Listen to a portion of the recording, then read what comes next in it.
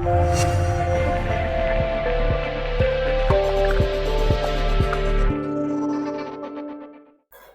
afternoon, students. I hope you all are doing well. This session is basically regarding not completely introduction of Indian society, but certainly I'm going to give you a good perspective about what is going to be there within this particular paper. Apart from considering what do we have within the syllabus, today's session is going to be focused upon what exactly are we having the questions within the case of mains examination.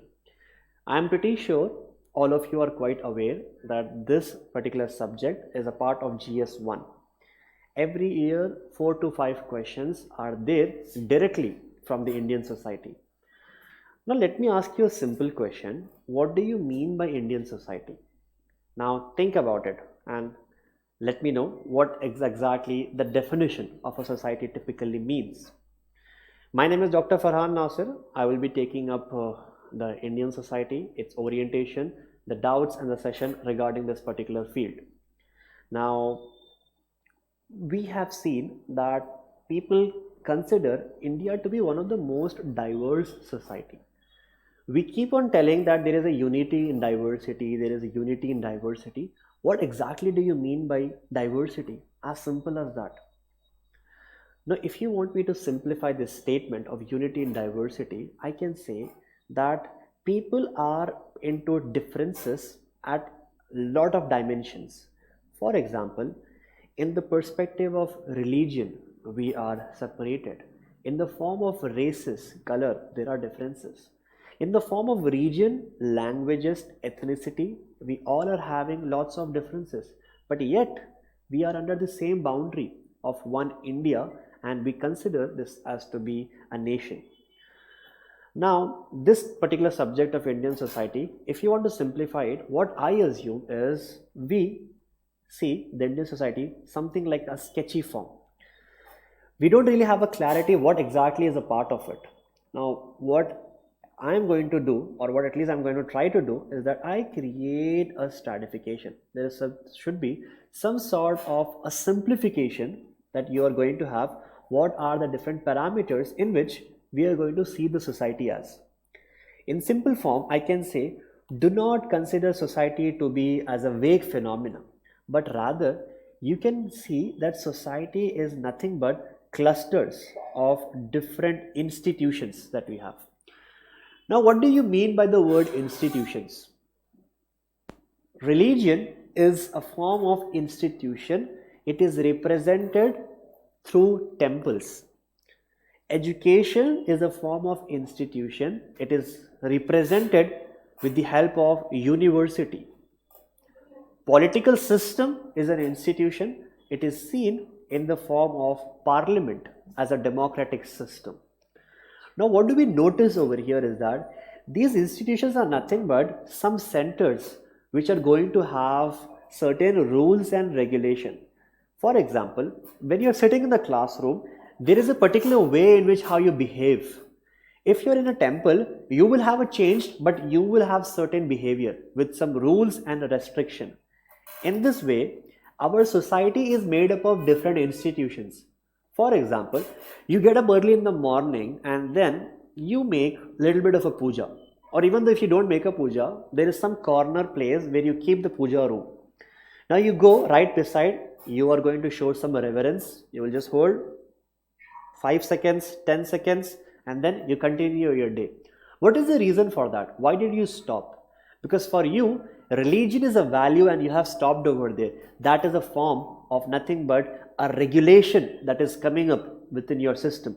Now, what I can say is that religion is one form of the institution. You're coming to a college or you're going for a job. So basically, when you're going to a college, there is something called as education, which is working with some rules and regulations. If you're in an office, you're being a part of an economic system. When you open the Hindu newspaper, you are looking at the political system which is there. Then, in the end, you go to your room or you go to your family, to your spouse, whatever. You are taking the role as a spouse, as a child, as a father or a mother. In this way, family is nothing but as an institution.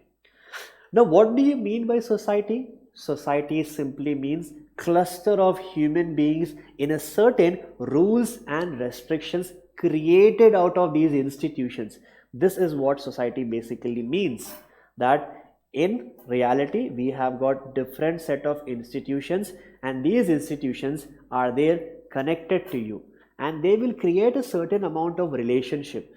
Now in this way, we are just going to look at what syllabus do we have as far as Indian society is considered. Now, yes, what is the syllabus that we have as far as Indian society is considered?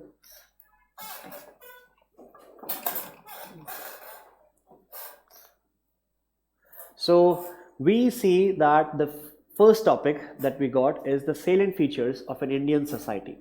What do you mean by salient features? It's quite a broad term that we have. Anything can be considered as a characteristic feature of an Indian society, but we are not going to leave it in a broad sense. We want an answer to that broadness. We are here to simplify what do you mean by salient features. It simply means that whatever institutions that we have just spoken about, these institutions must be simplified, and the features of these separate sets of bubbles are nothing but salient features. If we are talking about religion, we'll be talking about religious diversity. If you're talking about family, family will create some rules and restrictions. Economy, that's an impact of how globalization is creating. Now in this way, we see that different sets of units are going to create different sets of institutional value system. Okay, just give me a minute. Yes. So what are the features? These are nothing but the different institutions that we are having, and how it is creating a diversity. What do you mean by diversity? If you look at the map of India, different states are having different languages. That is a diversity. Language is a form of a diversity. If you see in India, there is one major religion, but there are multiple minor religions. There are multiple denominations which are there. There are sects which are created. Cults are also there. So basically it's simple. If we have got 80% one major population, in 20% there is so much of diversity what we have got. So basically religion is a form of diversity. We are divided in the form of region as well. South India, North India, Northeast of India. It's a form of regional division. It's a form of diversity that we are having up. We see the diversity is in the form of ethnicity. People belonging to specific races can create ethnicity. Ethnicity is a broad term. Any feature which is basically with you by birth can be called as ethnicity. So in this way, dialects, in the language we have got a divisions. So ethnicity, races, region, religion, language are nothing but different types of diversity what we see. Moving to the next, we have got something which is centric to women. What do we find over here? The role of women and women organization. Now, in a society where women did not have much of rights for thousands of years, slowly we are seeing that women are trying to achieve rights. This basically started from 19th century. The socio-religious reforms, I'm sure you must have read somewhere in the history book, socio-religious reform. Raja Ram Mohan Rao is telling sati should be banned. Jyotiba Phule says education should be brought. Sir Syed Ahmad Khan says parda should not be in enforcement. There are different movements who are trying to achieve equality for half of the population, which is one gender. So we are trying to speak about women and what role are they playing up, and what are the different organizations that we have got.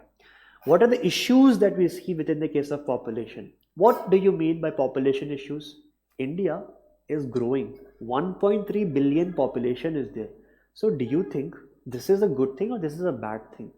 The good thing is that we are a young population. We will be reaching the peak of our demographic dividend. Means maximum number of working people will be there by the year 2029. It's a good thing. Young population, potential population, they can be a source of economic growth for the country. So that concept is called as demographic dividend.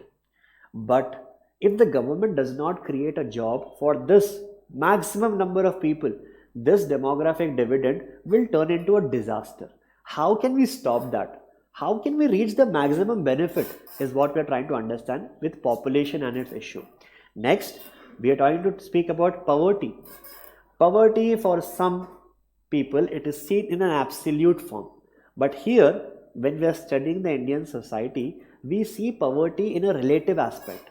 It means it's not just only I am poor, but for me the problem is I am poor, but the people around me are the rich. That's a form of inequality that we get to see.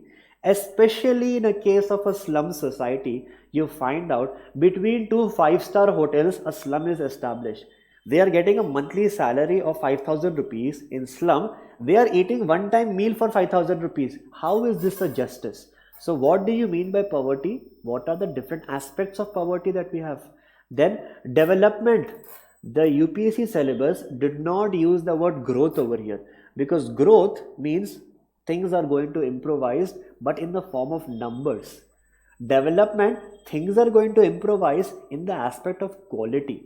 If India is going to achieve $5 trillion economy, Modi ji is telling he is promising to reach till there, $5 trillion economy, it's a good thing.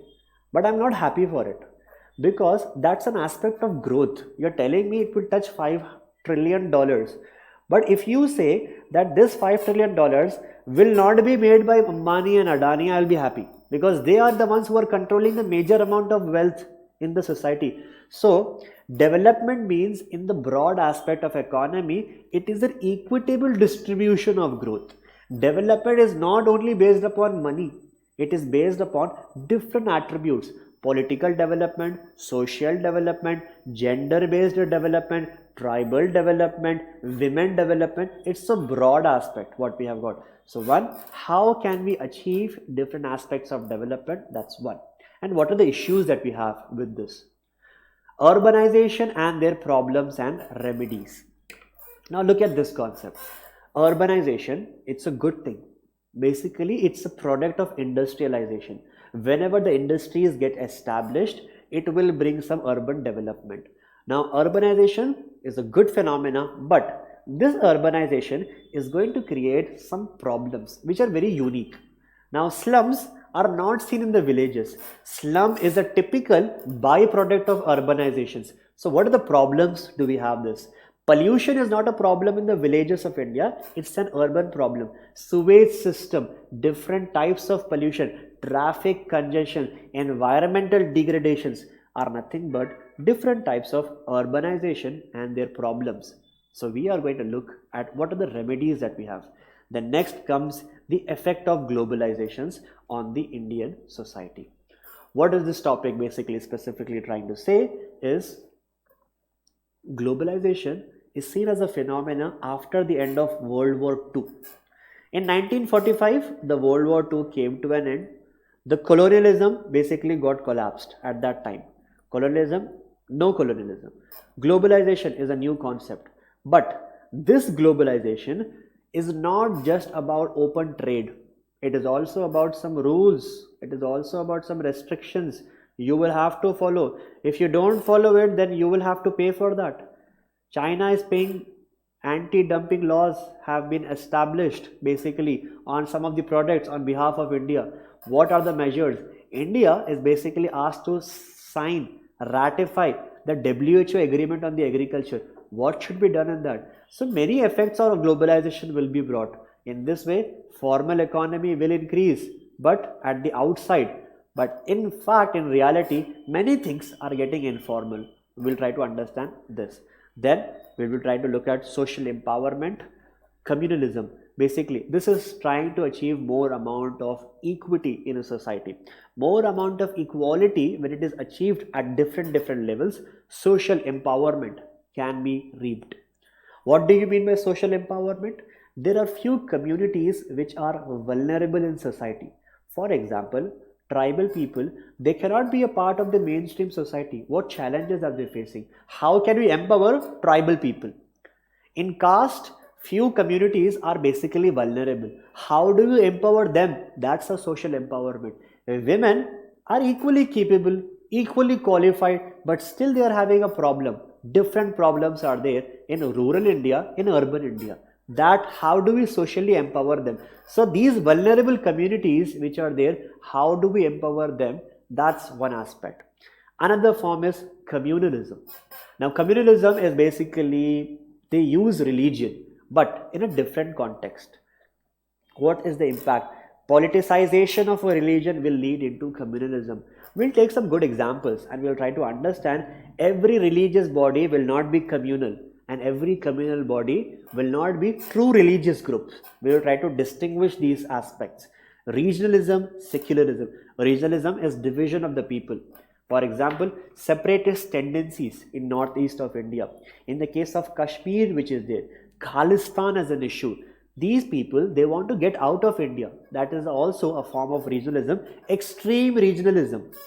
But many states in India, they want to break down, but they want to be a part in India. That's too obvious. Telangana formation is an example of regionalism that we have got. Break of Uttar Pradesh into 4 separate districts that we have got.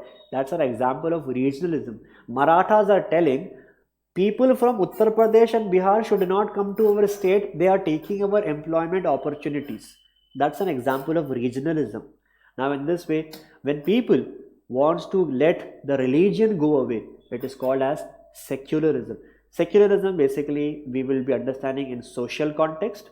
We'll also try to understand in political context as well. Both of them have got separate definitions. So overall, what do we see? The syllabus that we have is basically into 4 different parts.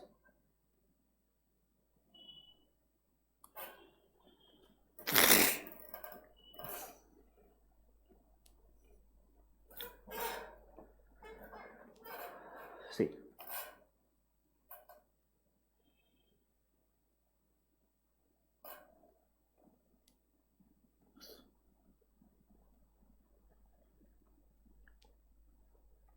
Salient features of the Indian society, diversity of India. This is nothing but cluster of different institutions such as economy, religion, etc. Thank you. Economy, religion, etc.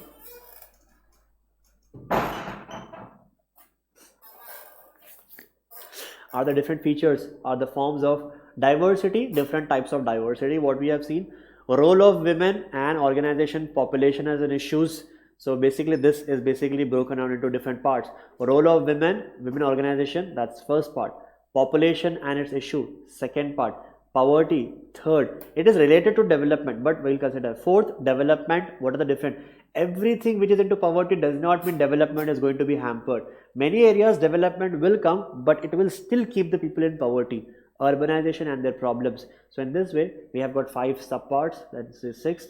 Then you have got different areas that you have to deal up with. Now, first of all, this was the syllabus. Now just try to look what do you mean by the salient features of Indian society? How do we break this concept? Then we'll be taking up some examples and we'll try to understand. First of all, let me make you a structure. For example, the structure is pretty much complex. We will try to simplify and see what exactly do you mean by the word salient features of the Indian society. We'll take up a short explanation for this. See, look at the concept. India, if you look in the form of geography, can be divided into multiple different disciplines. Like what do you mean by geographical division of India? If you can see, the India is present over here.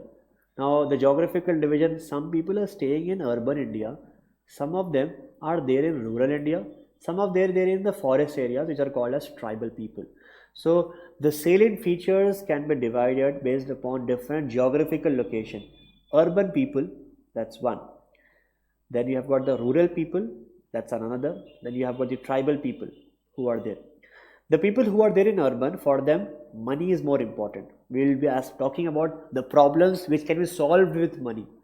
In rural India, the problem is with religion. More specifically, the problem is with the caste system. So money will not solve the problems over here. Caste is a whole different dimension. And then we have got the forest people who are staying in tribal. How do we define them? Another form of diversity can be seen with religious diversities, family system, etc. In this way, we see that there are some salient features and how do we address these important issues. Now let us just jump to some of the questions that has been asked from the past 3 years as far as GS mains paper 1 is considered. So these are some of the questions from Indian society GS paper 1. Let's just try to look and see how the UPSC is asking questions. Are we able to understand or analyze these questions with the dimensions what we have already covered? Let us just take a look. Has caste lost its relevance in understanding the multicultural Indian society? Elaborate your answer with illustrations. Now the question says, I have just put up some bold for the important words that needs to be focused. Caste lost its relevance. The question is has. In understanding the multicultural Indian society, elaborate your answer with illustrations. Means you have to give some examples. This is what we understand. Now, the question is, do you think caste is losing its relevance? Is it becoming less important? That is one thing. And basically, we are having a multicultural diversity. So, do you think caste is losing its relevance? And the question says, elaborate your answer. Basically, it's an open-ended question. Do you agree if the caste is losing its identity or if it's losing its relevance in the modern India? Then you give an example that yes, that caste is losing as an important relevance. Different things are becoming important. But if you think no, caste is not losing its relevance, it is basically nothing but changing its shape. It's getting some new forms of characteristic features. Then you have to explain that with illustrations. This is the same question that was repeated 2 years back. Now, we'll just give an example. The fourth question, look at this question. First question and the fourth question. Caste system is assuming new identities and associational forms. Hence, caste system cannot be eradicated in India. Both of these questions are one in the same in one perspective. What are they trying to say is, caste is a form of religious identity. But do you think, the first question says, but do you think in a diversified country like India, is it losing its shape? In the fourth number question, it is telling, caste is getting some new identities, some new associational forms. So it cannot be removed. It is a statement that has been given. So this is something like a comment that we are having up. This is something that they are giving a question where you have to speak from both the perspective. It's a very important question. It's quite interesting to see how the caste system is changing its shape in modern India. Let us look one of the other question that we have. Diversity and pluralism in India is under threat due to globalization.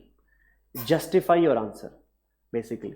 So the question says that in modern India, when we are talking about globalization, basically it is becoming a problem. It is becoming a problem for what? For the diversity that we have. Because India is a very diverse country in the form of culture, values, region, religion, etc. But globalization is creating homogeneous values. Globalization is creating some sort of uniformity. Basically, we are not speaking local languages. If you look in metropolitan cities, for example, Bangalore, Delhi, people are not speaking in the local languages. How do they speak? Either they will speak in English or they will speak in Hindi or a mixture of both. Hinglish, what we call that as. So where is our diversity of language? We are losing it. People are not going and eating cultural foods. They are eating at KFC, McDonald's, Pizza Hut, burger, etc. So they are not having food diversities. That is being lost. Cloth diversity is being lost. We get to see people are only going to supermarkets. They are going to the malls.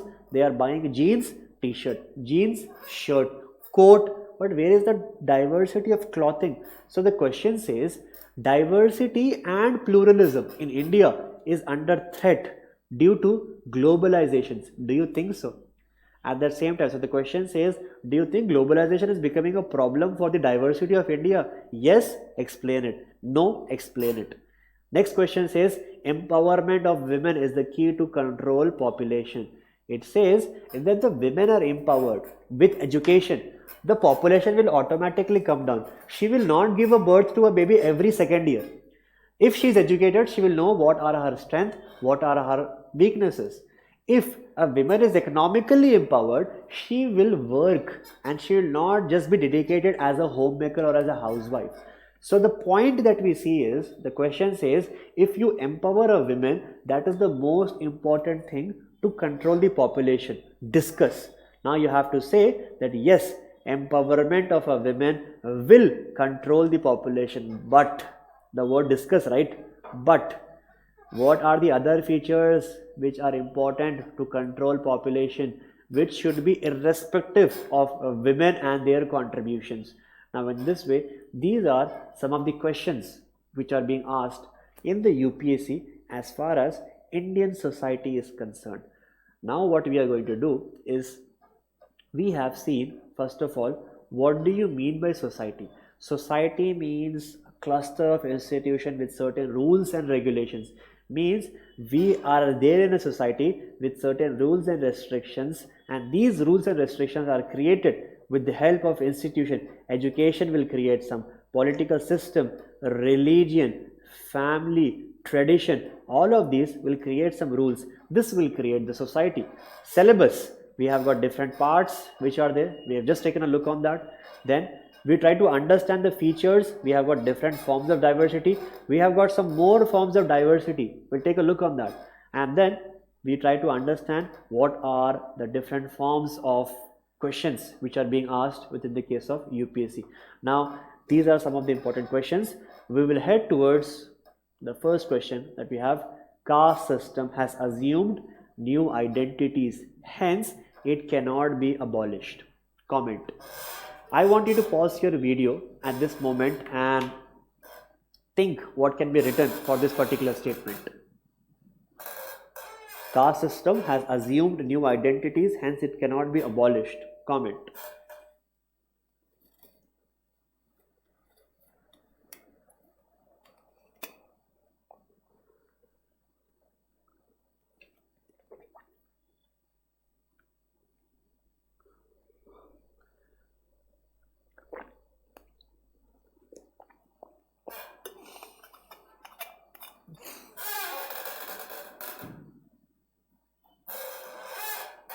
Yes.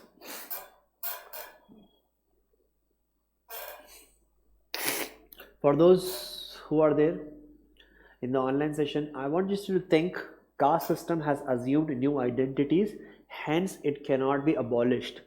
What do we mean by this particular statement? Now, in my opinion, I can at least expect that you know what exactly caste system means. Let me give you a brief introduction. What do you mean by caste system? And then we will jump to this particular question. Caste system is nothing but a religious form of a division.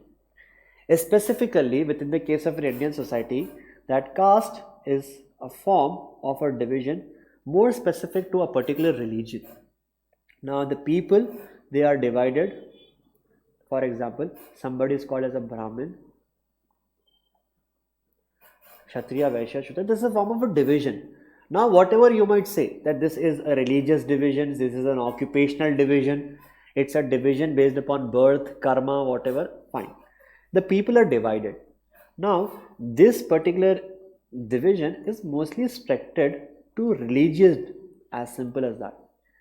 Now, what do we see is that in the modern times, it is not something which is restricted only to religion. It is getting more modernized. How do we see that? Now, if you look at the concept of caste system, what are some of its important features that we get to see? People are divided. They are divided in the form of hierarchy. That's one. They are also divided in the form of privileges. Basically, they are divided based upon privileges. Like if you look at the upper caste, they are going to have some privileges. The lower caste are going to be at disadvantages, and the upper caste is also called to be as the twice born caste, Dvija caste. Now they have some privileges. Next, we see that the caste is basically divided some rules and restrictions. This is nothing but the concept of purity and the concept of pollution that we are having. They say that the marriage is an important aspect that we get to see. It is protected through the concept of panchayat that we are having. These are some of the attributes that we relate to, and all of this are only religious in nature. The question says caste system has assumed new identities, hence it cannot be abolished. It's a statement, it's not a question, and the question comes in the form of comment. Now what are you going to do in this scenario? Let me just get rid of this.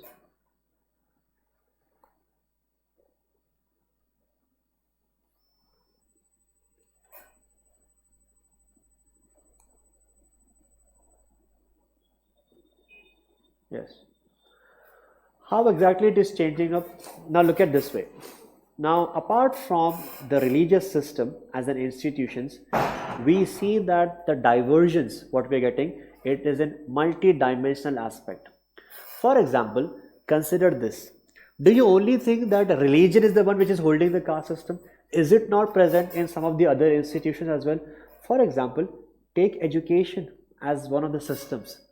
In education system, the concept of reservation role is to create equity in the society, but it is preserving those aspects as well.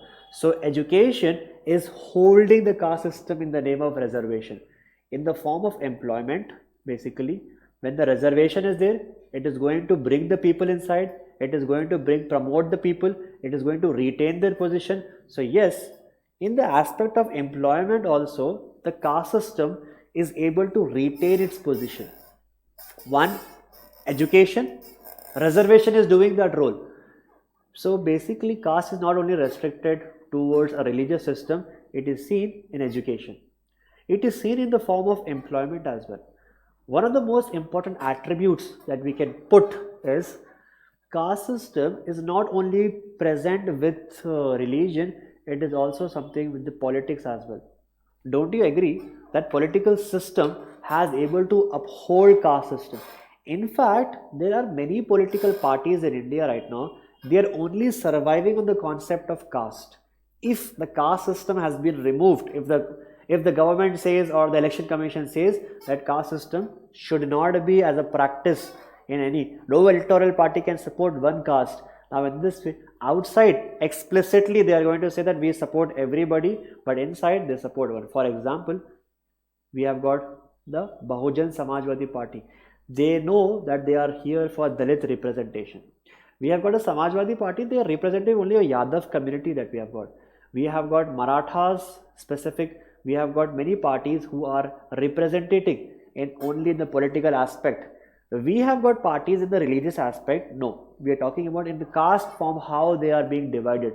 So as far as politics is considered, we get to see that caste has also infiltrated into the political system as well.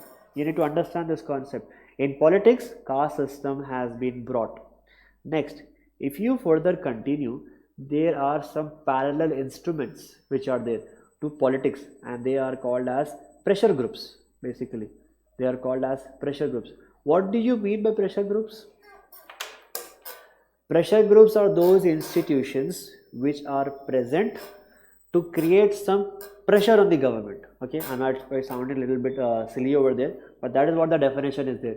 Pressure groups are those institutions which are putting some strain, they are putting some thrust, they are putting some enforcement on the government.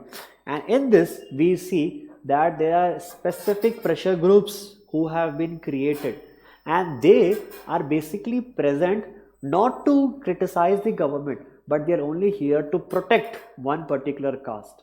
For example, Padmavat movie was there. Now in this movie, I have personally seen this. Maybe there were things few which were offensive, but look at the way how Karni Sena reacted to this situation. They say that if Sanjay Leela Bhansali doesn't stop making this movie, we are going to take out his head. 5 crore rupees for the person who brings Sanjay Leela Bhansali's head. This is the kind of a statement the chief Karni Sena is trying to give it openly in the media. People are burning down the buses as a revolt. They are telling you bring the nose of Deepika Padukone, we are going to give you 1 crore rupees. Now, who will identify this is the nose of Deepika Padukone? You'll have to bring Deepika also with that. Now, in this way, we see that in the case of pressure groups, specific organizations have been created which represents one. For example, in Rajputs, we have got Karni Sena. In the case of, we have got Jain communities, we have some Agrawal Sabhas who have been created. These groups are basically protecting their own specific caste. It has gone into non-political institutions. Over here, when you're talking about political system, it is only present in one form. But in pressure groups, it is seen with the other non-political institution as well. So basically, one example of political infiltration is caste system. There are few communities who have come to rise only after the political system has got emerged. For example, take the Reddys of Andhra Pradesh, or parallel you can talk about the Jat communities of Haryana. They have come to rise basically as a product of democracy, and they bring the caste system with them. This caste system, which has been brought as a product of democracy through political system, is called as dominant caste. It means there are few castes in India. If you look in the form of hierarchy, they are somewhere in the lower ends, but because of democracy, they have able to achieve power for them.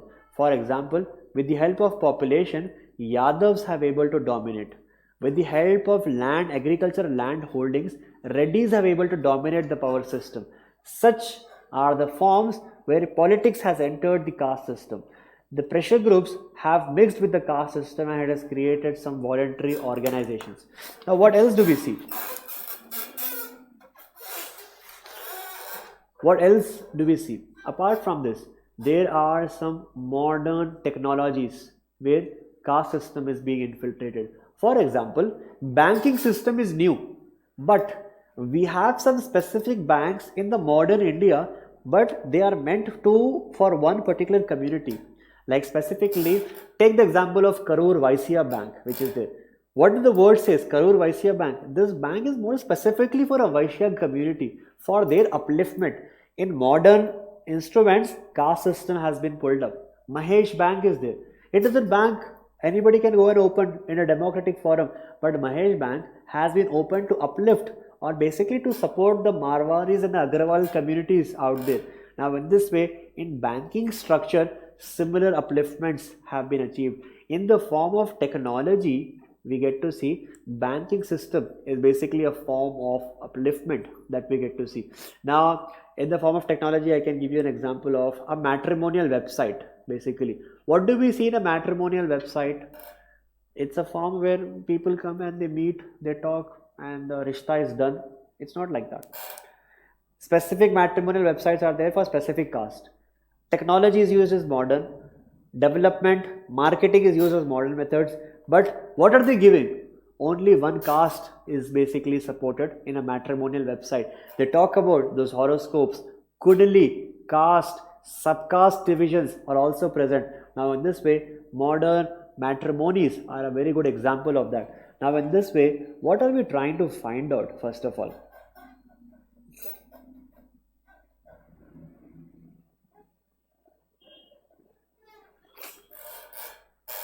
Now look at another aspect. For example, as far as food is considered, have you seen some of the food joints in which they specifically write something called as Iyengar restaurant? Basically, it is a representation of only a Brahmin communities who have been a part of that. Iyengar, one of the top class Brahmins which are there in Tamil Nadu, which we get to see. Have you seen in a restaurant, for example, Jalapan is a restaurant. It's a pure veg restaurant. In that menu, they openly write it. The chef is a Jain person who is going to cook. We don't use garlic. We don't use onions. Forget about what do we call that, egg. That's we don't even use garlic and onions. So in the case of food, they are trying to come up with such systems. So what are we trying to overall understand is that caste system is basically taking new identities. How? It is taking the identity of an educational system. It is taking an identity in the case of an economic system that we have. It is taking the identity in the political system, non-political system, modernization things such as banking sector, food, in the form of technology they are trying to come up with. Hence, caste system cannot. So basically, you are agreeing with the statement. Hence, it cannot be abolished. Yes, it was only specific to religion. Now it is specific to multiple different institutions as well. So basically, religion, non-religious institutions. So caste system cannot be abolished. That is going to be the 70% of your answer. Remaining 30%, you have to basically disagree with the statement because it is present in a negative context. The statement is a negative, telling that caste system cannot be removed from the society at all. You will have to basically make an explanation and tell, although the caste system is present in the other forms, but at that same time, we need some assistance. We need some help where we get to see how caste system is also present, but yet it is not creating a problem. So you have to give some constructive criticism. For example, people need to adapt. What do they need to adapt?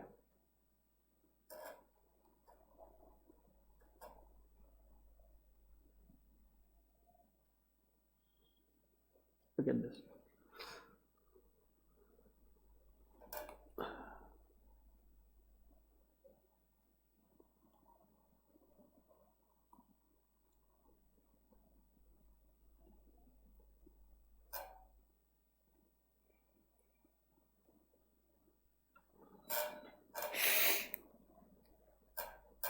Now, basically, this is going to be the 70% of your answer.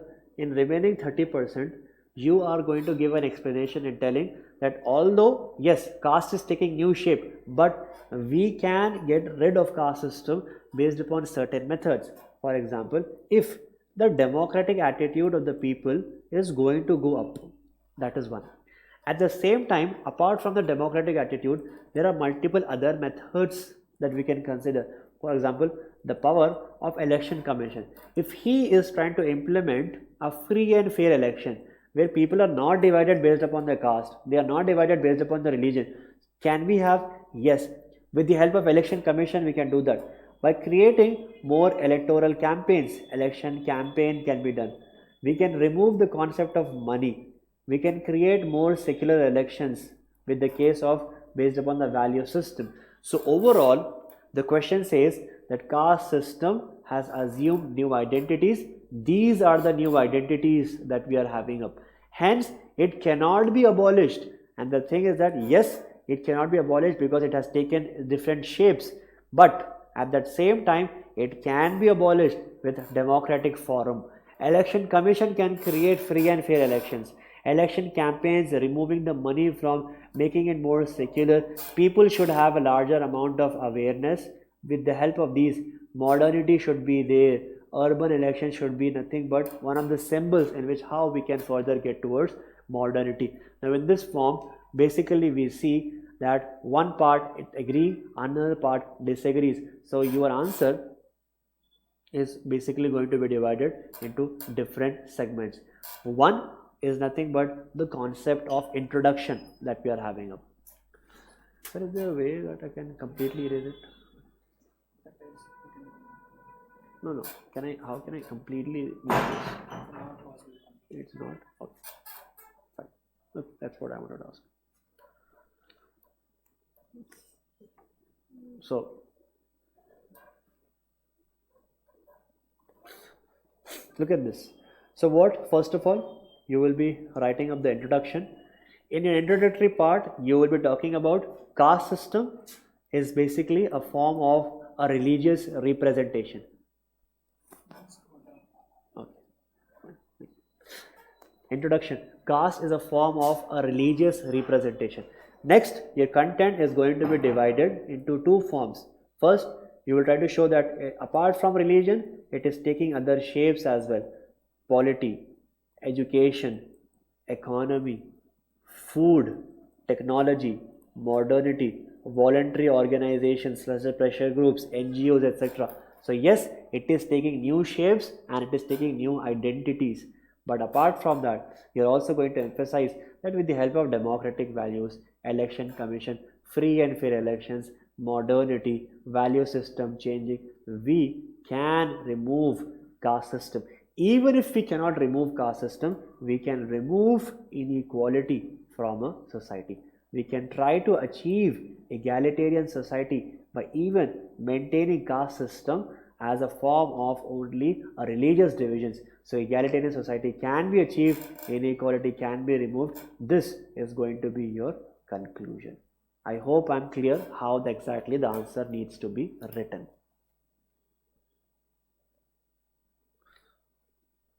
So that is the first question that we are having up. Let's move to the second questions that we have got. Just pause the video or just think, what can we write in this particular question? How modern women movements are different from classical women movements. The question says how modern women movements are differently from. The question is how they are different, basically. How modern women movements are different from classical women movements. Have you understood the first part? If you have any doubts, can just kindly ask me what needs to be written, and then just kindly shift to the second. If there are any doubts, just kindly let me know. I'm available.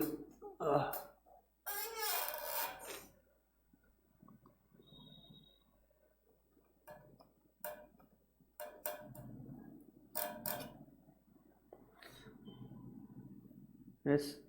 Just kindly think, what can we write for this particular question? How modern women movements are different from classical women movements.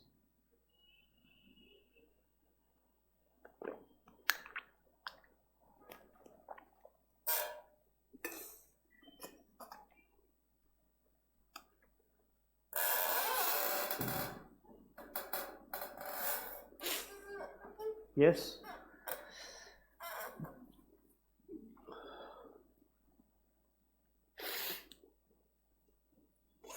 See, if you look at, have you heard of the word feminism?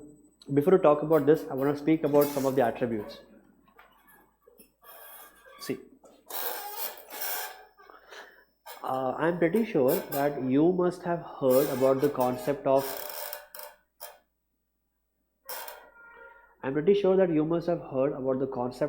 feminism. Normally, in news, many celebrities, they come and speak about it. Feminism. They talk about feminist rights. Like one actress is, she will not work with any male actor, or she is like, I am self-sufficient, I am self-reliant, I am self-dependent, I don't need any hero, I am myself as a heroine, I am the hero.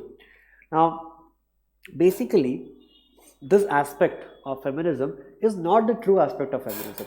It is basically a folly. It is basically making fun of feminism, because you are only going to talk about the rights what you have. We can wear whatever you want to, or you are only going to talk about that there should be no restriction based upon the time. The problem is not that what you are telling is wrong. The problem is that there are so many issues that we have in feminism which are not being addressed. There are so many different aspects that we see as far as feminism is concerned, which we are not able to collaborate over here. Now, what do I mean by this? Look at the way how we have tried to achieve the concept of equality. In the first form, as far as the socio-religious reform of 19th century are considered, I am aware that you have seen that Raja Ram Mohan Roy, he is called to be as the father of Indian Renaissance. There are many important leaders and organizations in the 19th century that you have studied in your history books. For example, Arya Samaj, Dayanand Saraswati, Ramakrishna Mission, Swami Vivekananda. We have got Ishwar Chandra Vidyasagar. We have got Jyotiba Rao Phule. What are they trying to achieve? They are telling that women are not treated like equal to men. Like for example, if the husband passes away, you are killing her. You are putting it on a fire. How this is an equality? If a wife dies, husband is not being put on fire. Why are women are not treated to be as equal? So one thing is that we have got two types of movements. One movements are called to be as classical women movements. Basically, they are trying to achieve equality. This is one thing. And another form, we have got some movements which are more specific towards, not towards equality. These are called to be as modern women movements. They are not trying to achieve equality, they are trying to achieve liberty, liberation, what we call that as. Now, what is the meaning? What is the difference between equality and liberation? Equality means that women and men, for example, men and women, both are there. They both are treated to be as in equals. Women are trying to come towards here, and then they are trying to achieve equality. This is what they are talking about. And in the case of liberation, sort of equality is there, but men are easily moving up, women are finding it difficult to move up. So there is some form, they are trying to move in the same pace the way how men are moving. This is called as the concept of liberation, the concept of equality. In simple words, in rural India, women are still fighting for this. Rural feminism or rural issues are something which is based upon classical movements. Modern women movements are trying to be more urban. This is what they are trying to achieve. Now let me give you a little bit of examples how modern women movements are different from classical women movements. Now take the issues which were already there, specifically within the case of 19th century. What were they basically trying to address?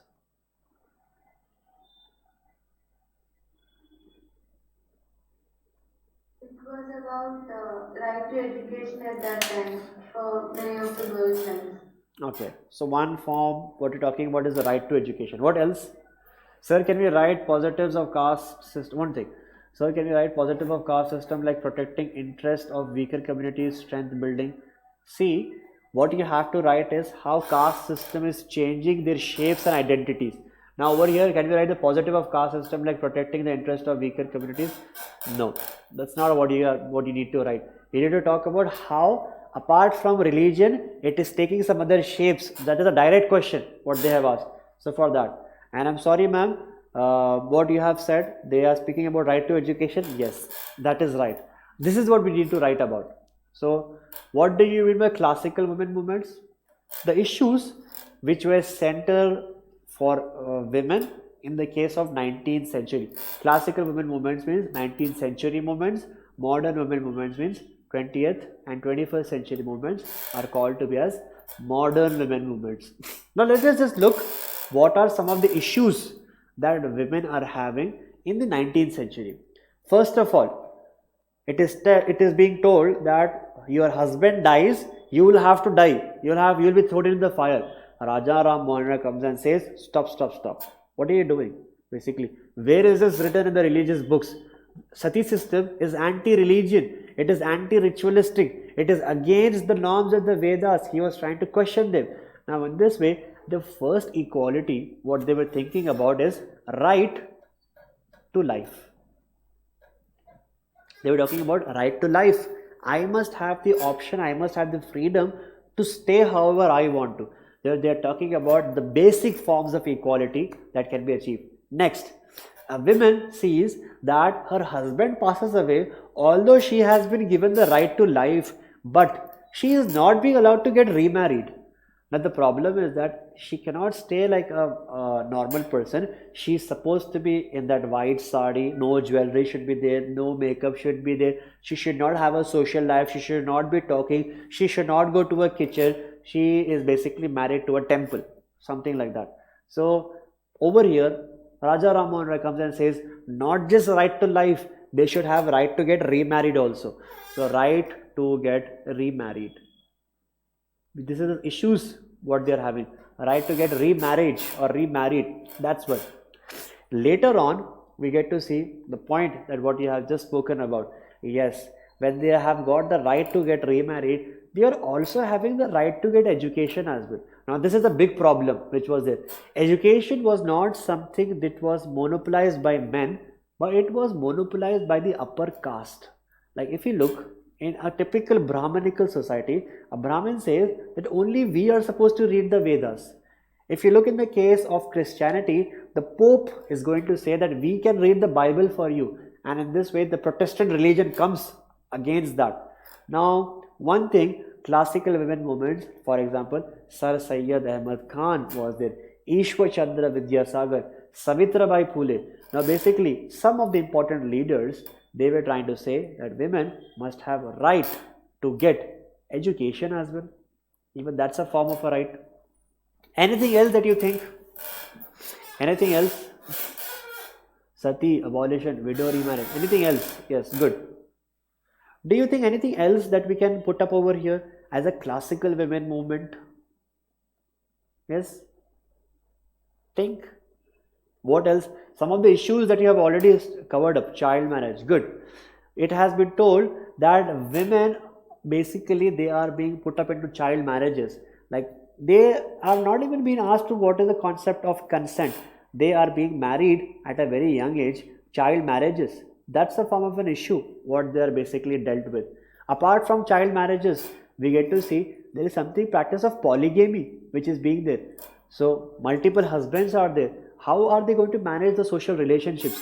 Mostly classical movements such as Sati, Parda, widow, remarriage, Dasi, freedom fighters such as Jyoti Savitribai Phule. Okay, you have written an answer only. Okay, one point here to notice is the movements were led by men and classical movements.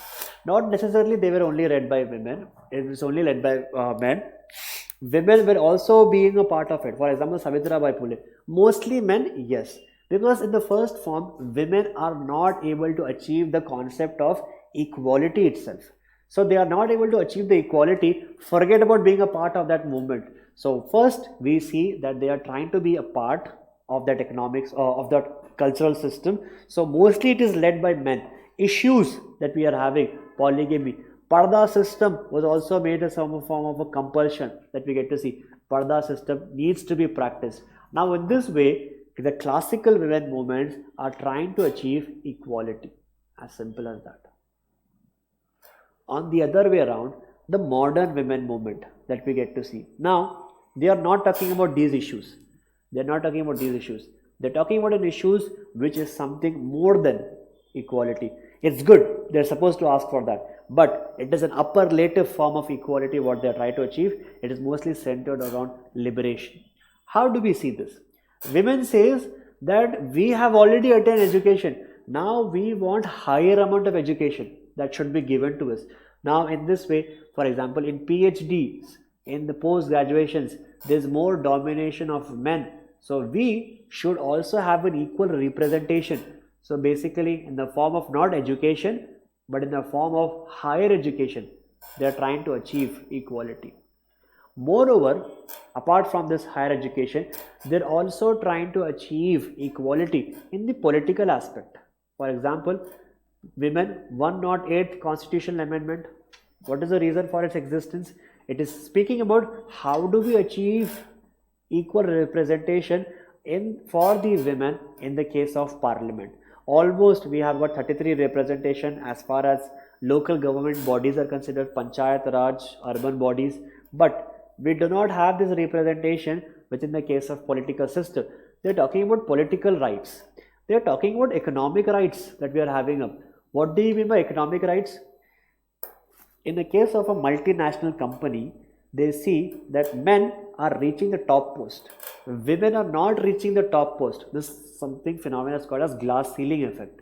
The women, when they are not able to reach to the top, they are basically stopped by some gender stratification. They are stopped because they are belonging to one particular gender. Now women or the feminism, they say that women should also be having an equal right to get promoted. If men and women are there at equal position, both of them should get the same amount of salaries. This is what they are trying to say. So there should be an equality in the amount of salary which is being given. So economic equality is something which we need. Political equality or representation is what we are trying to say. Then they talk about some other rights such as reproductive rights. Means if I have a baby, it should not be questioned whose baby is it is.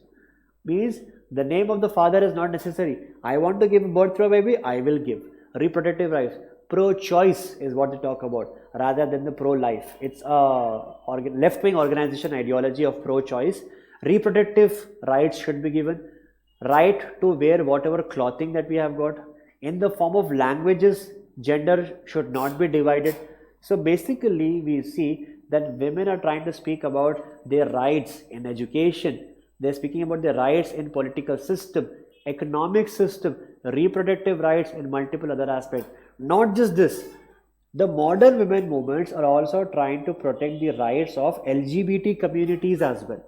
They are telling women have been exploited, but that doesn't mean we are not going to let the other genders also get exploited. So LGBT communities also is a form of a women movement that we get to see. Hashtag women movement, hashtag me too. Heard about it? It's a form of modern women movements that has been considered. Apart from this, in many states such as Bihar, Gujarat, there are specifically something called as alcohol movement that we get to see. What do you mean by alcohol movement? Nitish Kumar in Bihar, he says that if you vote for me, I will ban the alcohol from the state. Women were basically under a lot of problems because of alcohol. We see men are not going to work, economic problems, they are creating domestic violence, that's the social problems, family system is getting disbursed, there is a political problem that is coming up because of low level of unemployment.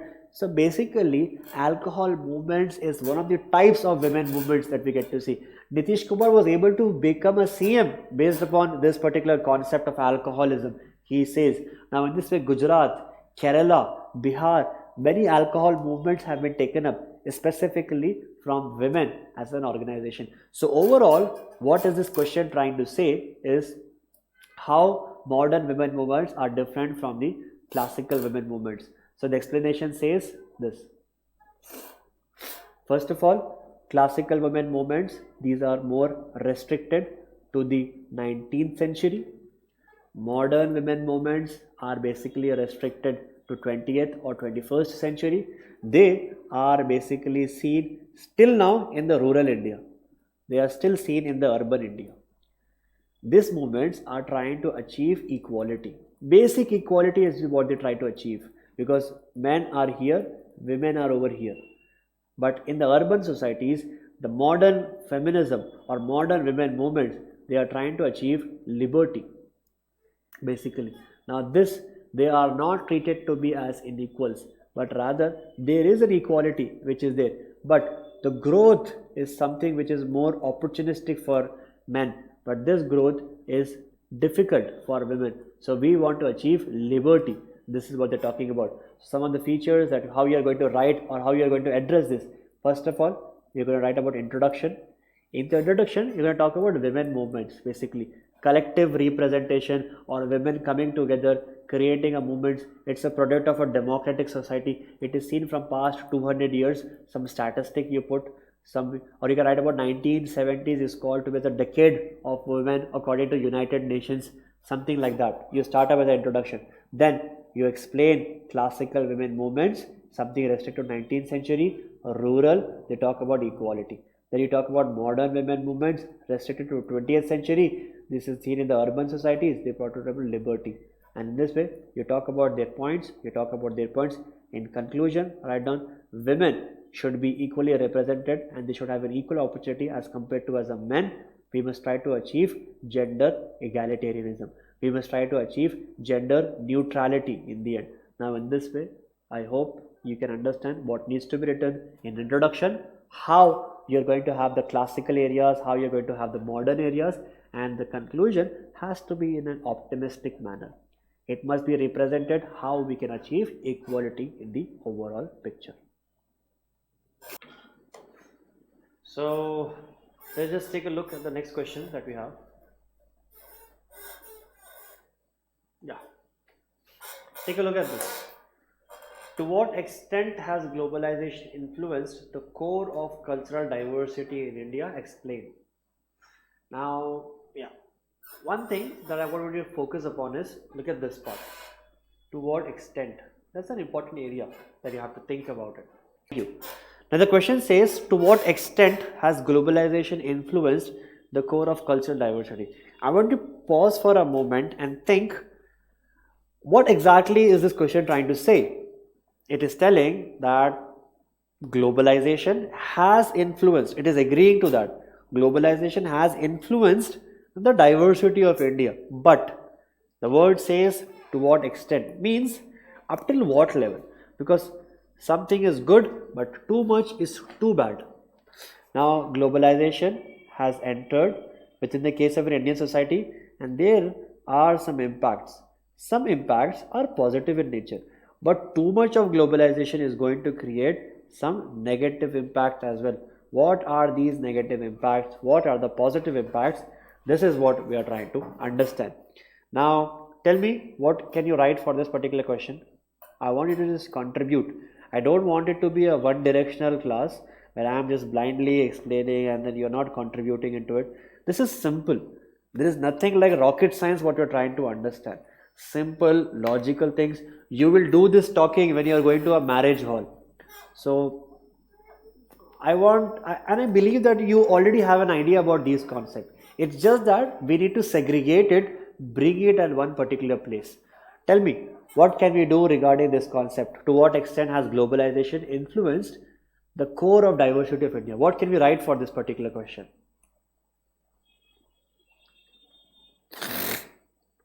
Yes, I'm waiting. What can we do? Do you even think globalization has influenced our Indian society? Absolutely, yes. I'm not wearing a kurta pajama. I'm not wearing a dhoti. I'm wearing a Western outfit, basically. So, in my opinion, I have been influenced with globalization and westernizations. According to me, I am wearing an outfit which doesn't specifically belongs to India. But if you tell me that, sir, we are giving you a party and you have to wear something like an ethnic wear, I will wear a manyavar nice kurta and I will come to that party. Okay, let me know when you are giving me that. Now, over here, I am telling from my outfit, I am trying to be a person who has been influenced by globalization. Up till a certain extent is fine. I am speaking in a language which is English, that is fine. But I am speaking, I forget my mother tongue. I am not able to speak Hindi. That is going to be a problem for me. Now, in this way, you will have to explain to what extent. Up till some extent, the globalization is good for the society. It is good for the cultural diversity as well. But after some point of time, this same globalization is going to become a problem. So basically, in a nutshell, in a simple way, you have to talk about what are the good things that we are getting out of globalizations, and the extension is going up to that level when these good things are going to become the bad things as well. What can be the different examples in which we can explain these scenarios?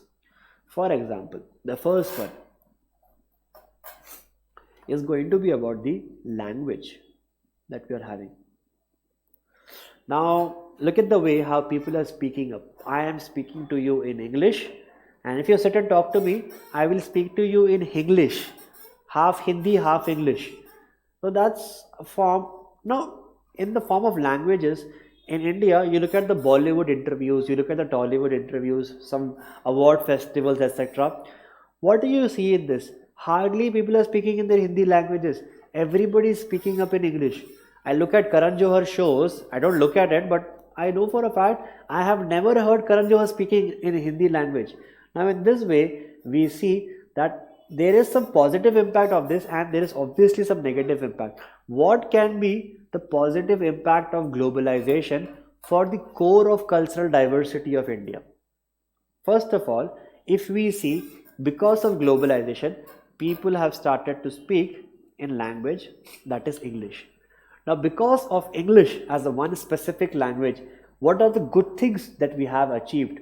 First of all, we see at the global level, if there are so many MNCs that are getting established, Amazon has come down, Flipkart is already there, basically, okay, that's not but that's an Indian company only, but Google, Microsoft, Amazon, many Tata consultancy services has established, many projects have come because of Infosys.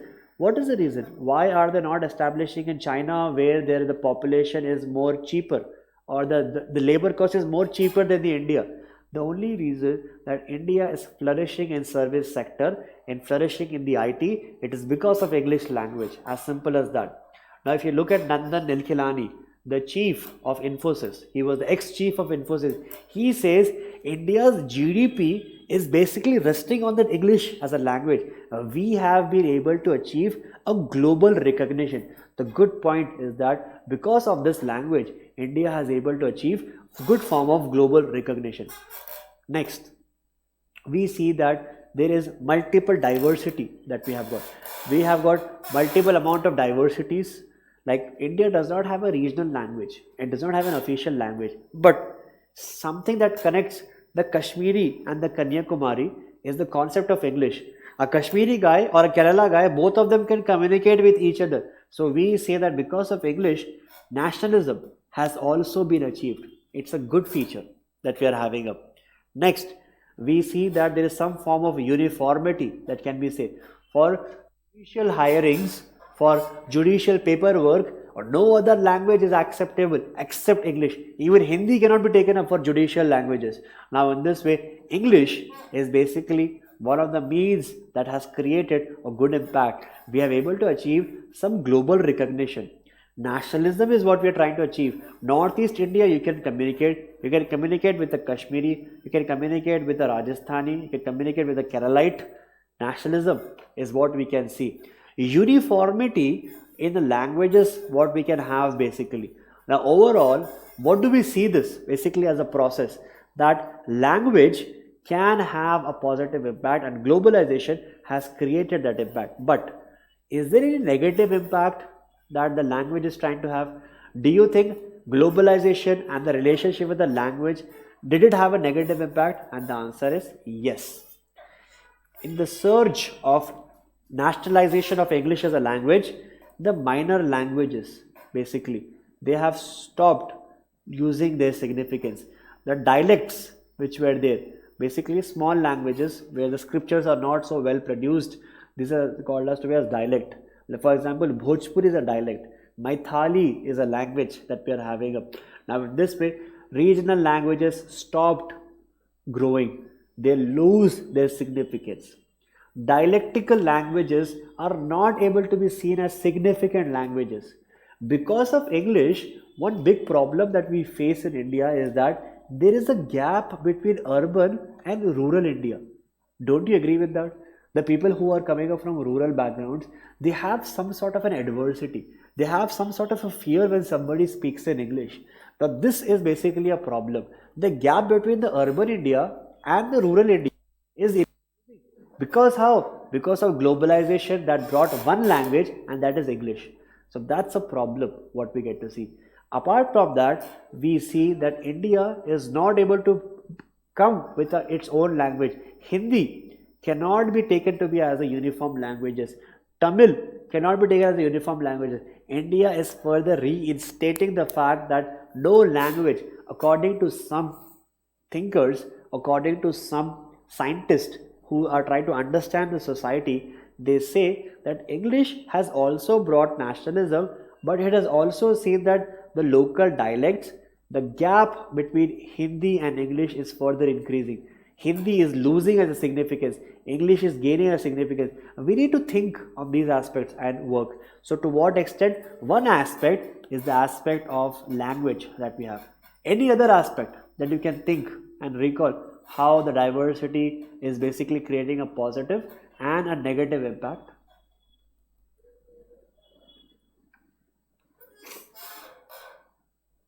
Hello? Do you think any other aspect in which globalization is creating an impact? See, next, let's look at the problems of caste system. In globalization, the caste system is going away. It is a shift towards the class system that we have got. What do we mean by this concept? The positive aspect of shifting from caste to class. Caste is a religious form of division. Caste, this is a religious form of divisions, whereas class is a form of division which is based upon the money. In urban societies, we look at these phenomena. Now, what do we see this as an impact? Religion, when it is going away and money is becoming an important criteria, that is good. We are able to achieve towards a society which is more in the aspects of creating diversity.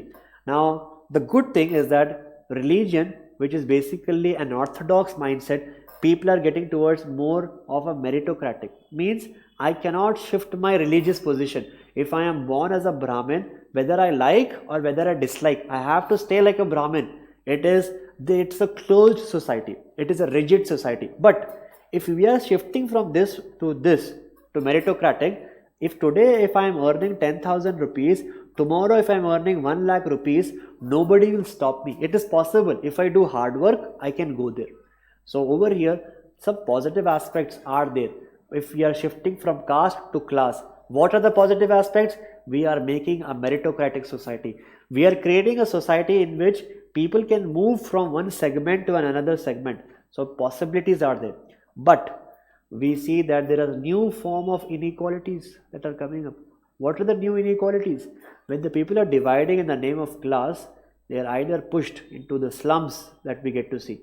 Next, the problem is that people are being pushed into inequality in a relation where the inequality was not there in the form of, means earlier, if you look in the case before globalization, people had absolute poverty. Now they have a concept of relative poverty. What do you mean by absolute poverty, relative poverty? I am poor, I don't have money, I don't have food to eat, I don't have a place to do my agriculture, I am a poor person. You are right beside me, you are also poor person. It is okay. You are also there, I am also there, same picture is there. Relative poverty means I am poor, but right beside me, you are a rich person. You are earning 1 lakh rupees, I am getting daily 100 rupees for my daily wages. You are roaming around here and there in car, I am roaming around on bicycle or I am just walking about. I don't have a transportation. Relative poverty basically means I am poor, but you are becoming rich and the gap increases. This is a problem that globalization has brought. If slums are created, slums are only created in the cities. Slums does not mean creation of poor people in the case of villages. It is a modern phenomenon. It is an urban phenomenon. It is a product of industrialization. So in this way, we see a new form of inequalities comes from absolute poverty towards rural poverty. Now in this way, we see this is one aspect that we get to see. Apart from this new inequalities, we also see that the class system is going to create a shift from caste into an opportunity. For example, in globalization, people are migrating. People are migrating from rural centers towards the urban centers. They are leaving their caste. They are copying an upper caste. They are copying the caste in which they were not supposed to be a part of it.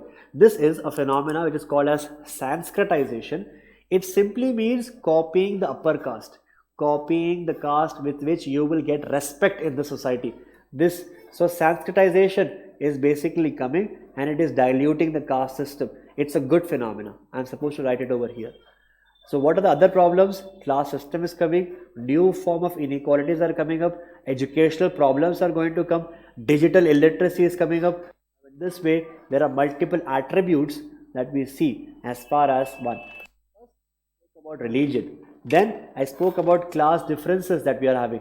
Is there any other problem that we get to see because of globalization?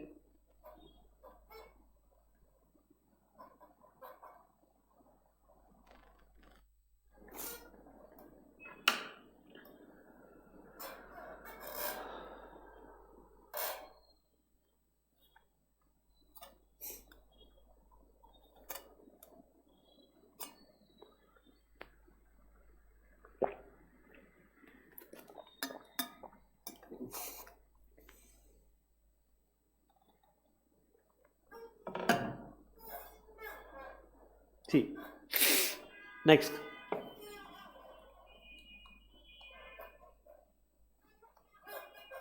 I need to get rid of this. Excuse me for a while.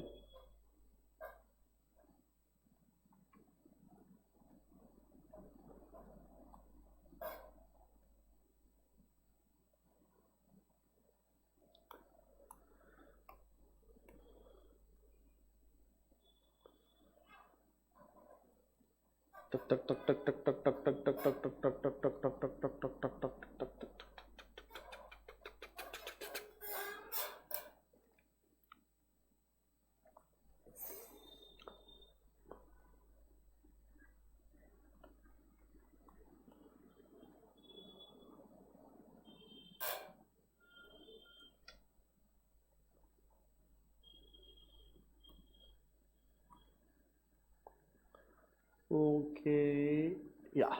So,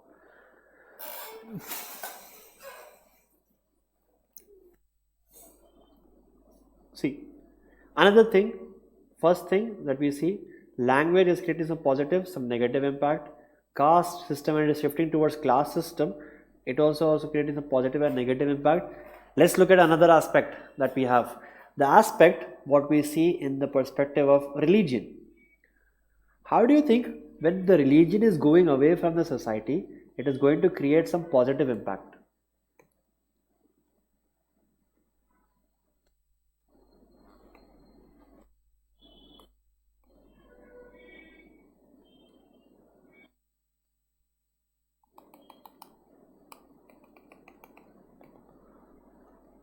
Yes. What are some of the positive impacts that you are having with religion going away because of globalizations? Now, if you look at this particular concept, we see that religion basically goes away. That's a good thing. Why? Because if I am not being a religious person, I am going to be more rational. I am not going to be superstitious. I am going to get away from orthodox. If my tradition is irrational, I'm going to skip it off. So, because of globalization, a positive impact that we see, people have become more secular, less religious. And the positive impact that we get to see, first of all, with the religion going away, this is nothing but creating a diversity. How do we see that? First of all, people are becoming more rational. That's one. Orthodox nature is going to further go down. Superstitious are going to fall off. Basically, they are going to become more logical. But religion is also doing some positive things. What are we trying to say? What are some of the positive things which are gone because of globalizations and we are not religion? It means that people will do philanthropical activities in the name of religion. Now, how will these things will be done? So basically, what do you mean by philanthropical activities? Charity, donations, helping the poor people. You go to a gurudwara over there, you will get food, free food, langar is one concept. 2.5% of your wealth has to be given in the concept of zakat system that we are having. Within the case of Christianity, they are providing health missionaries out there. There are multiple charities that are running because of temples and their associated organizations. So many philanthropical activities are done in the name of religion. How are we further going to do that? So we need to understand these concepts. Apart from that, we get to see these philanthropical activities can be taken up, but the ethos, the values, the morals are going away. Don't you agree with that? Earlier, when the religion was more dominant, people used to come, they used to touch the feet of their elders, they used to take some blessings. Now, these concepts are going. Ethos, values, moral system, such ethical systems are getting compromised in a society. That's a problematic situation. What more do we get to see is that empathy of the people is also getting lower. People are being less empathetic. Somebody is becoming poorer and poorer. You are not empathetic towards them. And most importantly, because of globalization, in the name of modernity, in the name of freedom of choice, in the name of freedom to practice a religion, India has opened many doors for fundamentalism as well. Can you not agree with that? Many fundamentalist organizations have come. They are working up on the Indian soil, and that is a product of globalization. Terrorism has been brought up. Now, in this way, we see that the impact of globalization on a society because of religion can be seen in a positive aspect. It can also be seen in a negative aspect as well. So religion, it also creates a positive and it is also creating a negative impact. What more apart from that? Any other attribute that you can say that to what extent the globalization is creating a good impact and a bad impact? The word good and bad is only coming from the statement to what extent, because just based upon that word we are trying to understand that concept.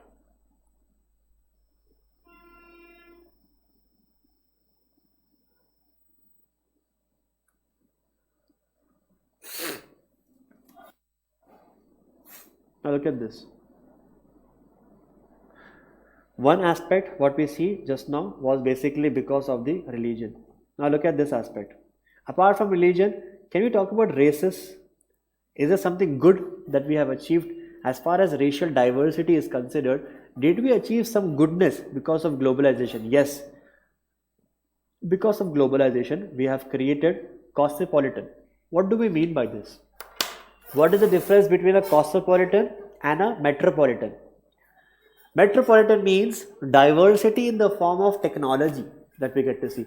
When the technology further increases, that's a concept of metropolitan. Metro is coming, more technology is coming. 5G is going to come up in cities. That's a form of technology. It's a form of modernizations. It will be referred as a metropolitan. But cosmopolitan is something which is referred to as culture. Cultural diversity is called to be as cosmopolitan. People are coming up from different backgrounds. For example, people in Chennai are mostly from Chennai.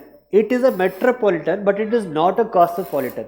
But people in Delhi, Bangalore, they are not just coming up from those regional centers. They are coming up from different parts of India. Delhi, it is a metropolitan. It is also a cosmopolitan. So, as far as races is considered, a good aspect is that we have able to create some good cosmopolitans. For example, Bangalore, Mumbai, Delhi. These are nothing but different cosmopolitans that we get to see. Next, we get to see that there are specific urban centers are there who has been established based upon multiracial identity. But the negative thing is that in the northeast of India, even globalization could not bring development for a part of the society. So northeast India, we still have racial discrimination even after globalization as well. So we could not create a difference in those particular regions. Lastly, we get to see we have got a concept that global diversity has created an impact. How? If you look in the concept of modernity, we have able to achieve some good things such as modernizations. This is a product of globalizations. We have able to achieve some technological growth. It's a good thing that is coming up out of. We are able to create education in a society. We are able to create education. That's a positive aspect. But overall, the negative aspects that we are having because of globalization, we try to create some identities. That's a negative aspect. Because of globalization, we get to see people are becoming more consumerist. Consumerism is coming up. Conspicuous consumption, basically. Waste expenditures that we are having up. Materialism is coming up within the case of societies.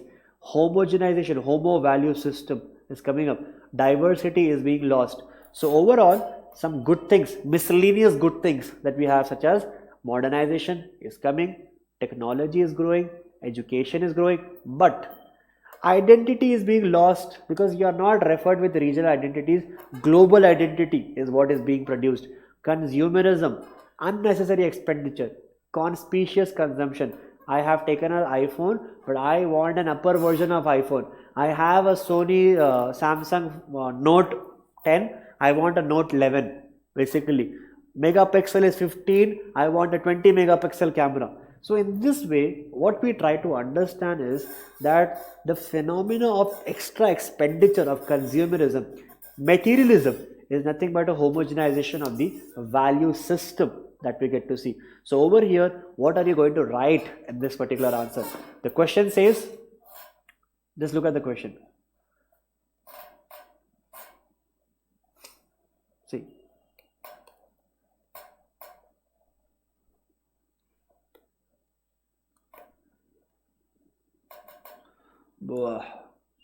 Okay, forget about it. See. So first, in the introduction, what you will be writing up?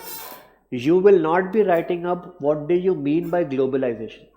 You will be not be writing up what is your cultural diversity. You will be writing about the relationship of globalization on the cultural diversity. You have to be specific over there. Now one thing is globalization, another thing is cultural diversity. The question doesn't speak about both of them. It speaks about how globalization, up to what extent it has brought a diversity on the Indian culture. So you say up to some extent these impact is good. It is a positive impact. But somewhere this impact is creating a negativity as well. So in this way, introduction, you will be talking about globalization and its impact on the Indian diversity. That will be your intro. The content is basically going to speak up in different attributes. You will be talking about the aspect of, first of all, we spoke about language. It creates a positive impact. It is also creating a negative impact. Next, we spoke about the concept of caste, how caste system is going, class is getting established. It's a positive thing, but that is also creating a negative impact as well. Then we spoke about the aspect of religion, which is there, how religion is creating a positive impact. Basically, religion goes away in globalization, caste goes away, language becomes uniform. So in this way, religion goes away, positive impact, negative impact, and lastly, some miscellaneous others. What are positive impacts? Such as we get more education in the name of globalization. We learn that more formal economy is coming in the name of globalizations. Modernity, technological growth is what we are trying to achieve. But some of the negative impact that we get to see, we are becoming materialistic. We are becoming more towards consumerism. We are getting more artificial. We are becoming more and more plastic in nature. We are getting more superficial. In this way, there are some negative impacts that we get to see. So overall, write down the introduction, then write down the content, and overall, in the end, as a conclusion, you have to support that diversity must be protected, because this diversity is nothing but which represents the culture of the Indian society. So you have to talk about how the diversity can be protected. This cultural diversity is important, and this must be done with a balanced globalization.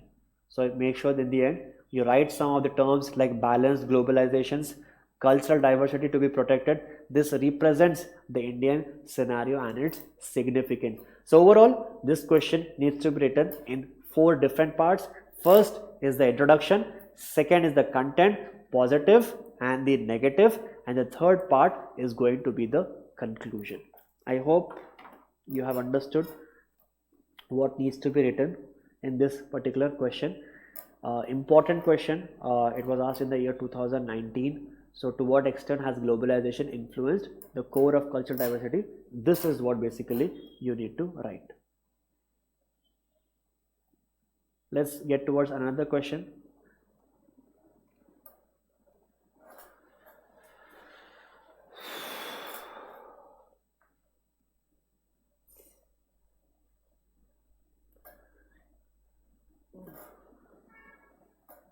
Yes, industries versus environmental issue, even that's also a problem.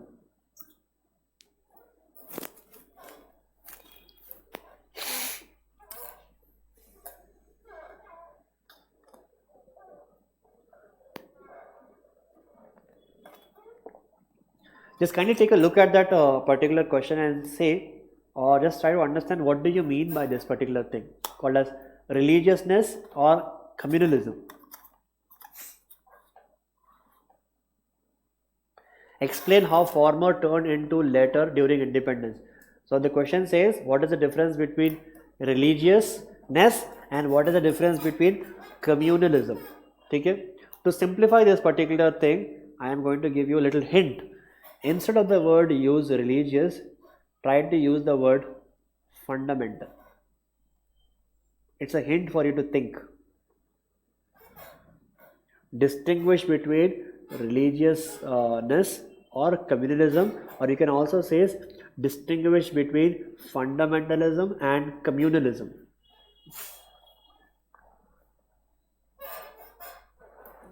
What can you say? Any contributions? How they both are separated? Yes, Aditya, Anish, Chanakya, Deepti, what do you think are some of the, what difference do we mean by the concept of fundamentalism and communalism? I can give you a good example. ISIS is a fundamental organization, but it is not a communal organization.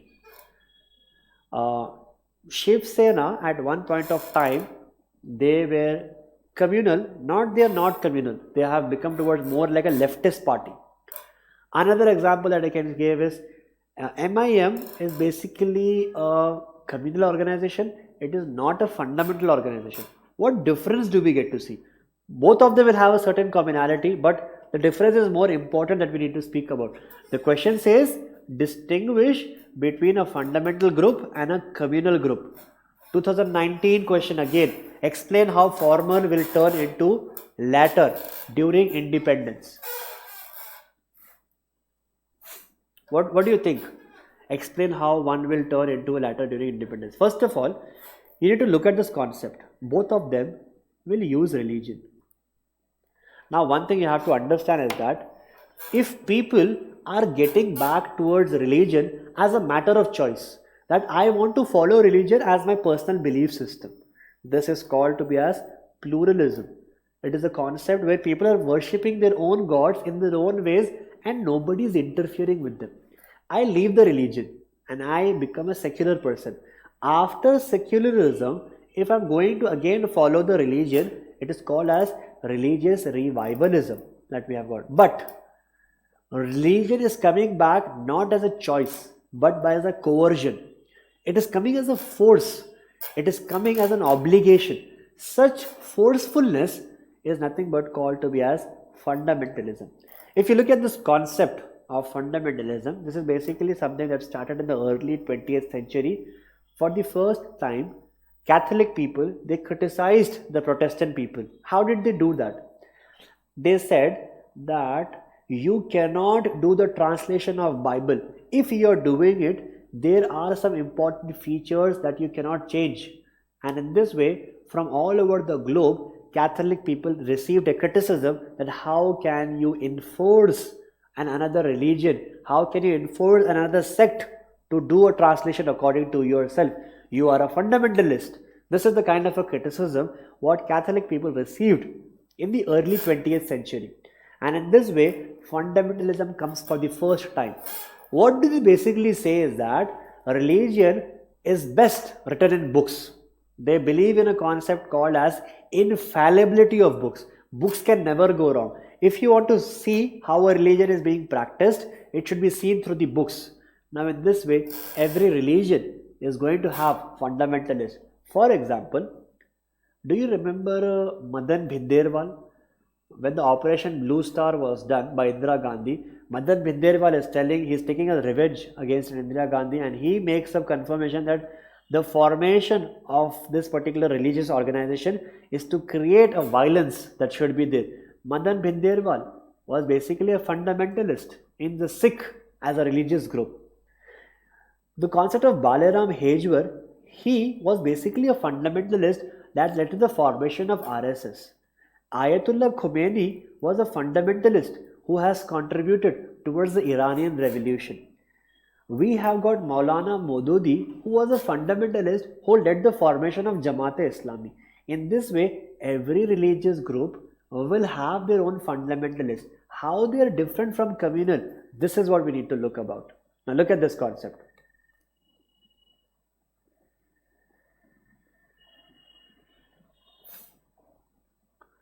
A particular fundamentalist group, they are going to say that we need religion, and a communal will also say religion. But fundamentalist and you have got communalist.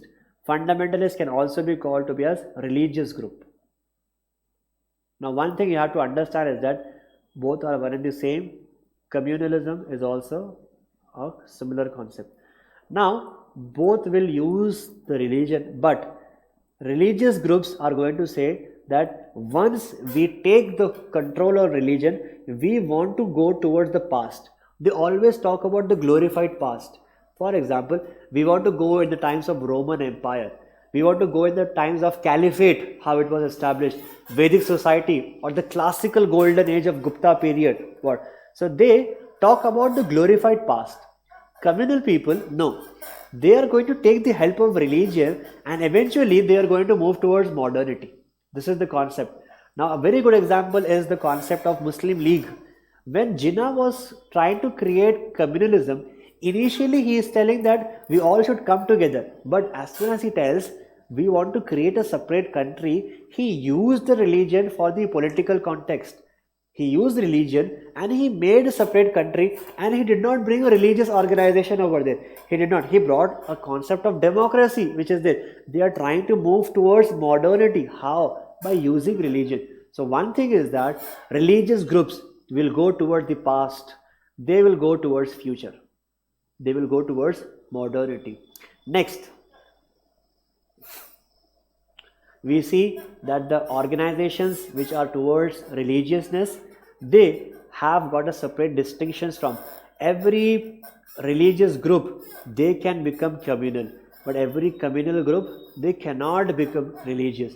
Now in this way we get to see communalism is basically a unidirectional concept, this is a bidirectional concept. They can remain as one, but they are one. So this is basically called as a true religious organizations. They are called to be as pseudo religious organizations. These are the true groups, these are the fake groups which are there. Now in this way we see that there are distinctions which we get to see how they are being separated. Now if you look at the concept that they also have certain commonalities, means they will try to take care control of the education as a system. Next, they talk about distinctions and the divisions, but one important feature that we are having between these two organizations is this: the religious groups, they will say that we want to convert the whole society as one religion. They talk about mass conversions, basically they talk about mass conversions. They are basically going to talk about not mass conversions, they are going to talk about mass distinctions. They talk about the division of the people, that is how they are going to retain the power in a society. So overall we see that during the period of independence many organizations were there, but especially the formation of the Muslim League, initially it was a religious group, but slowly they became a communal group. Why? Because communalism is going to give them benefits. Many resources can be attained by using religion as a phenomena. So first you will be talking about introduction. In this introduction you are going to give up the commonalities, that they both are one and the same. How they are same? They are using religion. Yes, that's a commonality. In the introduction you will be talking about the commonalities, religion, both are using it. They both try to control the education, that is one. They both link political system should be a part of religion. They link the political system. Next, we get to see they are against secularism, they are against pluralism. These are some of the commonalities.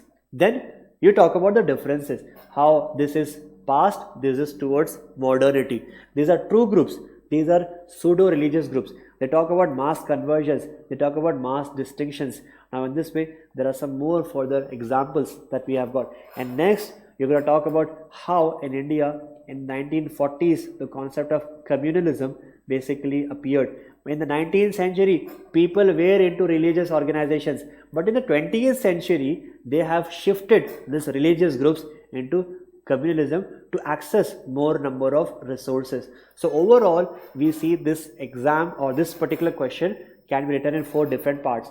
First, you give introduction of commonalities, then you talk about the differences, that is the second part. The third part, you are going to give a relevant example of the Indian. So 19th century we had got fundamentalism and religiousness, but in 20th century we eventually get to see communalism still there within the India. It's one of the biggest political problems. Communalism is a form of a political organizations, and fundamentalism or religiousness is a form of religious organizations. These are the true religious groups. So overall we see that we try to discuss some of the important. So let me just give you a strong recap. What are the things that we did in today's session? So first of all, we try to look up what do you mean by society. It is basically made up of different clusters.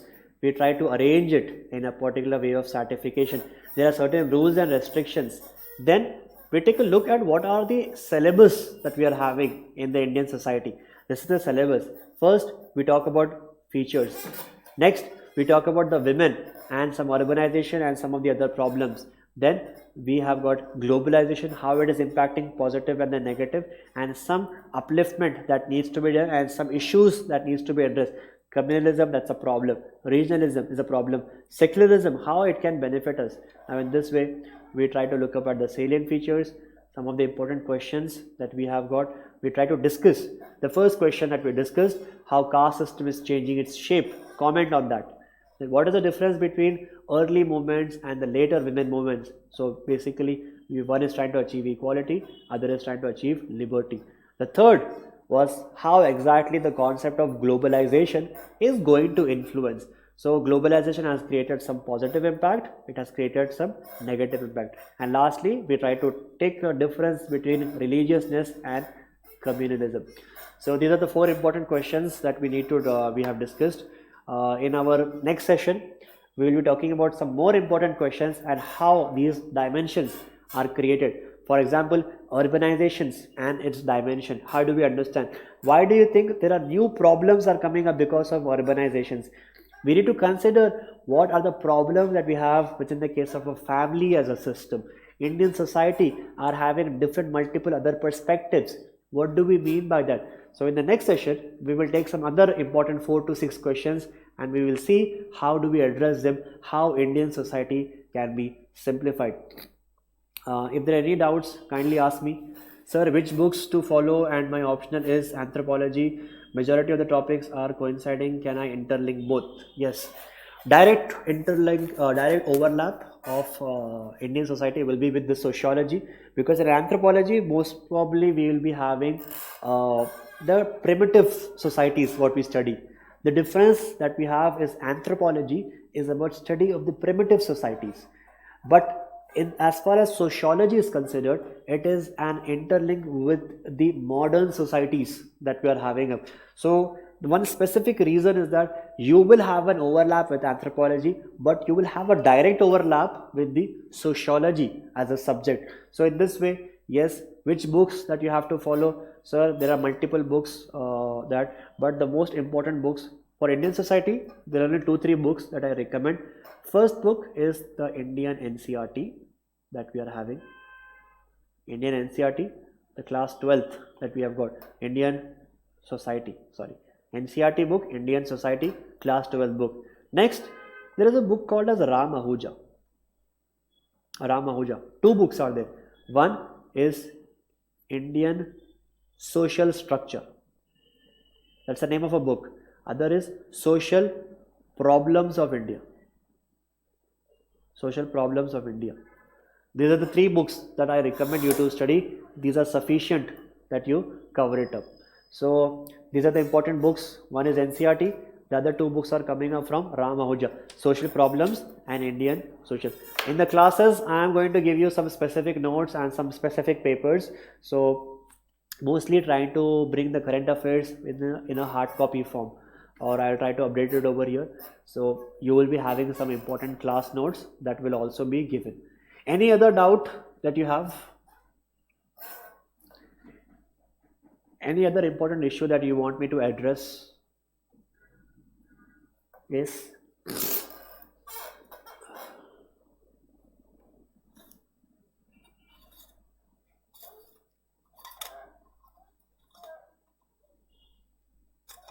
You can ask me if there's any important issue.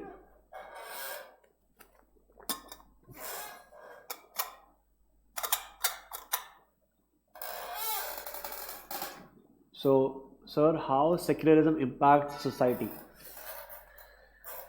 Yes, secularism is going to have multiple impact. It changes the way. See, when a religion goes away from a society, secularism is coming up. It changes the way how culture is creating an impact, how tradition is going to bring a system. The family values are going to change.